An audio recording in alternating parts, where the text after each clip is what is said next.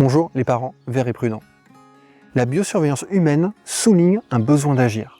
Les populations en Europe sont encore si fortement exposées qu'elles ne sont pas à l'abri d'impacts sanitaires causés par l'exposition aux substances chimiques. C'est la conclusion vers laquelle pointent les résultats du projet HBM4EU, un projet de référence en Europe. Et dans la vidéo d'aujourd'hui, on va parler des bisphénols, une famille classique de substances préoccupantes, et on va voir ensemble ce que ce projet recommande pour pouvoir diminuer les expositions des enfants.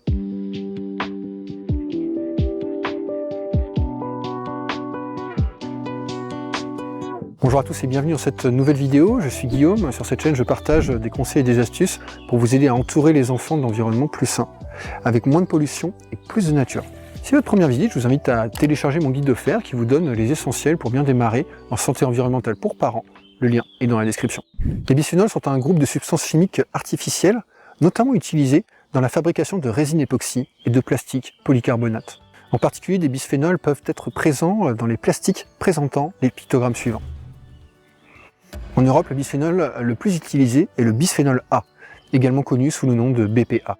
Néanmoins, d'autres bisphénols, comme le bisphénol F et le bisphénol S, BPF et BPS, sont de plus en plus utilisés comme substituts au bisphénol A, dont les usages ont été restreints réglementairement.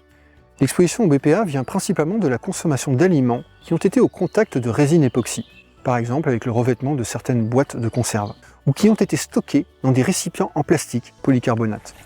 On peut aussi être exposé par la peau lorsqu'on manipule certains papiers thermiques, comme certains tickets de caisse par exemple. L'Union européenne a classé le BPA comme reprotoxique, ce qui signifie qu'il peut nuire à la fertilité ou à l'enfant à naître. Il est également classé comme un perturbateur endocrinien, ce qui signifie qu'il peut interférer avec le fonctionnement du système hormonal. Et puis aussi, certaines études suggèrent que l'exposition au BPA pourrait être liée à l'obésité et au diabète, et pourrait également altérer le fonctionnement du système immunitaire. Le BPS et le BPF sont, eux, suspectés de présenter certains effets similaires au BPA. Ces effets potentiels font l'objet d'études complémentaires. Pour revenir au projet HBM4EU dont je vous parlais en introduction, il s'agissait de biosurveillance à l'échelle européenne. Concrètement, on a prélevé des échantillons de sang, d'urine ou de cheveux et on y a mesuré les niveaux de certaines substances préoccupantes. Concernant les bisphénols, les principaux résultats du projet incluent notamment 1. Le BPA est mesuré chez tous les adultes, le BPS et le BPF, eux, sont présents chez environ la moitié des adultes. 2. Les niveaux d'exposition des enfants sont similaires à ceux des adultes. 3. L'exposition des enfants a été associée à des modifications dans l'organisme qui peuvent conduire à des troubles du comportement à l'adolescence. Alors comment réduire l'exposition de ces enfants au bisphénol? Voici quelques recommandations de bonnes pratiques issues des fiches de synthèse élaborées dans le cadre du projet HBM4EU. Alors d'abord, évitez d'utiliser des récipients en polycarbonate pour les boissons ou les aliments chauds, ou pour réchauffer un plat au micro-ondes. C'est parce que la migration de bisphénol peut augmenter avec la chaleur. Ensuite, ne pas utiliser de récipients alimentaires en plastique s'ils sont abîmés. Par exemple, des rayures peuvent aussi augmenter la migration de bisphénol.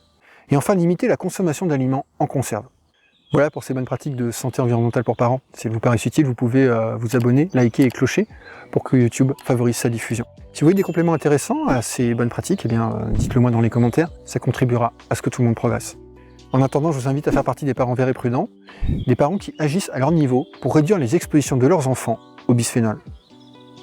À bientôt.